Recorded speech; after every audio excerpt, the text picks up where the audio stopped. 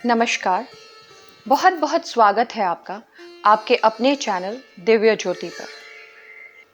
कर्ज एक ऐसी दलदल है कि जिससे मनुष्य जितना भी निकलना चाहे बार बार उसमें फंसता ही जाता है। कई बार एक कर्ज को चुकाने के लिए दूसरा कर्ज लेना पड़ता है और दूसरे को चुकाने के लिए तीसरा, और देखते ही देखते कर्ज का बोझ इतना बढ़ जाता है कि कोई रास्ता नजर नहीं आता कि उस कर्ज से छुटकारा कैसे पाया जाए। ये कर्ज जब हद से ज्यादा बढ़ जाता है तब कोई चमत्कार ही इससे छुटकारा दिला सकता है। तो आज मैं आपको कुछ ऐसे महान उपाय बताने जा रही हूं जो आपके लिए वो चमत्कार जरूर करेंगे। ये वो उपाय हैं जिन्हें निष्ठा और विश्वास के साथ किया गया है और इनसे लाभ उठाया गया है। ये उपाय उन लोगों के लिए हैं जो भगवान में धर्म कर्म में विश्वास और आस्था रखते हैं। नास्तिकों के लिए ये उपाय किसी काम के नहीं हैं। इसीलिए ये उपाय वो ही लोग करें जिन्हें भगवान पर विश्वास है और जो चमत्कार पर भरोसा करते हैं। तो आज की मेरी इस वीडियो में मैं आपके साथ साझा करने वाली हूँ ऐसे 8 उपाय जिन्हें करने से आप अपने कर्जों से मुक्ति बहुत सहजता से पा सकेंगे, पर आपको इन्हें पूरे विश्वास और आस्था के साथ करना है। सबसे पहले मैं आपको बता दूं कि कर्ज का कारक ग्रह मंगल को माना गया है। अगर किसी मनुष्य की कुंडली में मंगल की स्थिति सही नहीं है, मंगल पीड़ित है, तो ऐसे मनुष्य पर कर्जा हमेशा चढ़ा ही रहता है, और अगर उस पर और पाप ग्रहों की दृष्टि या प्रभाव है तो ये कर्जा बढ़ता जाता है। इसीलिए यहाँ पर जो भी उपाय कहे गए हैं वो सब मंगलवार के दिन ही किए जाने चाहिए। तो पहला उपाय इस प्रकार है। किसी भी मंगलवार के दिन सूर्योदय के पश्चात स्नान करके आपको अपने घर के मंदिर में एक आसन पर बैठ जाना है। आपके पास दुर्गा माँ की कोई प्रतिमा है तो आप उसके सामने बैठ जाएं। अब आपको दुर्गा चालीसा का पाठ 108 बार करना है। जी हाँ, ये आपको 108 बार करना है। इसमें आपको 3 से 4 घंटे लग जाएंगे, लेकिन जिसके मन में पूरा विश्वास और आस्था है और जो सच में अपने कर्जे से मुक्ति पाना चाहते हैं, उनके लिए ये कोई कठिन कार्य नहीं है। और दूसरा उपाय इस प्रकार है। किसी भी मंगलवार के दिन आपको सुबह प्रातःकाल माँ काली के मंदिर में जाना है और अपने साथ सिर्फ 2 वस्तुएं ले जानी है। एक आपके बैठने के लिए आसन जो कि लाल रंग का होना चाहिए, और दूसरा एक हल्दी की माला जाप के लिए। आपने स्फटिक की माला, रुद्राक्ष की माला और कमलगट्टे की माला के बारे में सुना होगा, लेकिन बहुत ही कम लोग जानते हैं कि हल्दी की भी माला होती है।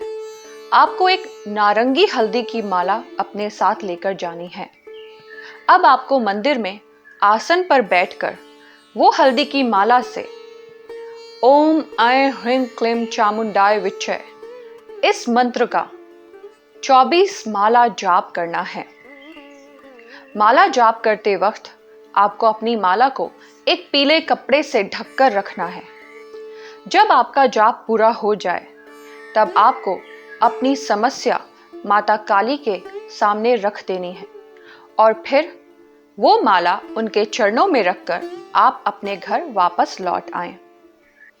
अब मैं आपसे तीसरा उपाय कहूंगी। इस उपाय में आपको हर मंगलवार और शनिवार को अपने घर में सुंदरकांड का पाठ करना है। आजकल बाजार में सुंदरकांड की एक छोटी पुस्तक बहुत आसानी से उपलब्ध है। आप वो पुस्तक ले आएं और हर मंगलवार को और शनिवार को उसमें से 1 या 2 पन्ने पढ़ें। जब आप अगली बार उस पुस्तक को पढ़ें तो वहीं से पाठ प्रारंभ करें जहां आपने पिछली बार छोड़ दिया था, और ऐसा आप निरंतर करते रहें। आपको इससे लाभ अवश्य होगा। चौथा उपाय इस प्रकार है कि हर मंगलवार को आपको हनुमान जी के मंदिर सुबह जाना है और वहां खड़े होकर 3 बार हनुमान चालीसा का जाप करना है। ऐसा आप निरंतर हर मंगलवार करते रहें। इससे न केवल आपको कर्जे से मुक्ति मिलेगी, बल्कि आपकी उन्नति के मार्ग कहीं ना कहीं से तो खुल ही जाएंगे। अब मैं आपसे 5वां उपाय कहूंगी। इस उपाय में आपको सुबह सूर्योदय से पहले उठकर स्नान कर लेना है और फिर सूर्य के उगने से पहले ही आपको एक थाली बनानी है, पूजा की थाली, जिसमें आपको अक्षत, रोली आदि रखने हैं और एक दिया भी रखना है। साथ ही एक कलश में, तांबे के कलश में आपको जल और उसमें थोड़ा मीठा और रोली डाल के रखना है। सूर्य के उदय होने से पहले आपको वहां पहुंच जाना है जहां आप सूर्य को जल दे सकते हैं। जब सूर्य उदित हो, आप उनकी प्रतीक्षा में वहां पहले से ही उपस्थित रहें और सूर्य के उदय होते ही उनका ध्यान करके उन्हें अर्घ अर्पित करें। अर्घ देने के बाद आप उस दिए से उनकी आरती करें। ऐसा आप लगातार 2 महीने करें। आप देखेंगे कि आपके कर्जे से मुक्ति के लिए आपके पास कोई ना कोई रास्ता जरूर निकल आएगा। और छठा उपाय जो मैं आपसे कहने जा रही हूं, वो एक महान उपाय है, पर यह उपाय करना सबके किस्मत में नहीं है, क्योंकि ये उपाय वही लोग कर सकते हैं, सबसे पहले जिनके मन में श्रद्धा है और दूसरा उनके पास गंगा माँ का आशीर्वाद है। अगर आप ऐसे किसी शहर या जगह में रहते हैं जहां गंगा जी बहती हैं, तो आप बहुत भाग्यशाली हैं। और अगर आप पर कोई कर्जा है तो आपको चिंता कभी नहीं करनी चाहिए। हर रोज शाम के समय आप गंगा के तट पर जाएं और एक देसी घी का दिया वहां पर जलाएं और रोज 5 मिनट बैठकर माँ का ध्यान करें और उनसे अपनी समस्याएं कहें। वो आपकी समस्या का समाधान अवश्य करेंगी और शीघ्र करेंगी। 7वां उपाय इस प्रकार है कि यदि आप हर शनिवार की रात पीपल के पेड़ के नीचे सरसों के तेल का दिया जलाएं, तो भी आपके कर्ज संबंधी बहुत सी समस्याएं सुलझ जाएंगी। अब मैं आपको बताने जा रही हूं 8वां और बहुत बड़ा उपाय। ये उपाय उन लोगों के लिए है जो बहुत बड़े कर्ज में डूब गए हैं और उनके पास अब कोई रास्ता शेष नहीं बचा है। इस उपाय में आपको 8 मंगलवार का व्रत करना है। आपको सुबह जल्दी उठकर गणेश जी के अथर्व शीर्ष का 16 बार जाप करना है और फिर संध्या के समय फिर से 16 बार अथर्व शीर्ष का जाप करना है। ये आपको 8 मंगलवार तक व्रत करके ये जाप करने हैं।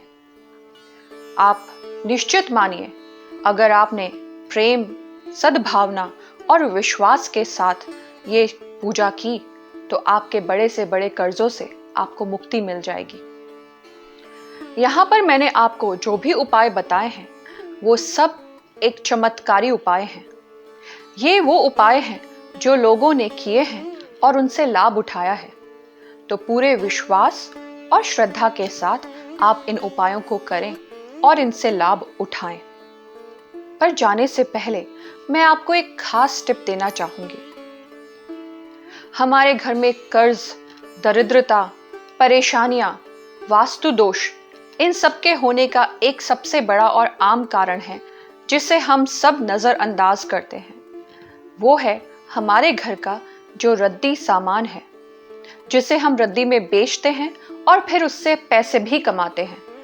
यदि आप इतने सामर्थ्यवान हैं कि रद्दी बेचकर 150 रुपए कमाने से आपको कोई फर्क नहीं पड़ता, तो आप रद्दी पैसों के लिए कभी ना बेचें। उसे किसी भी अपने कर्मचारी को यूं ही दे दें। उससे उस इंसान का भी भला होगा और आपके घर से वो रद्दी चली जाएगी। यदि बुरी चीज बेचकर आप पैसा कमाते हैं तो वो पैसा आपके लिए शुभ फल कैसे लाएगा। इसीलिए रद्दी बेचकर कभी पैसा ना लें, क्योंकि वो रद्दी तो आपके घर से चली गई, लेकिन उसका पैसा आपने अपने पास रख लिया। धन्यवाद।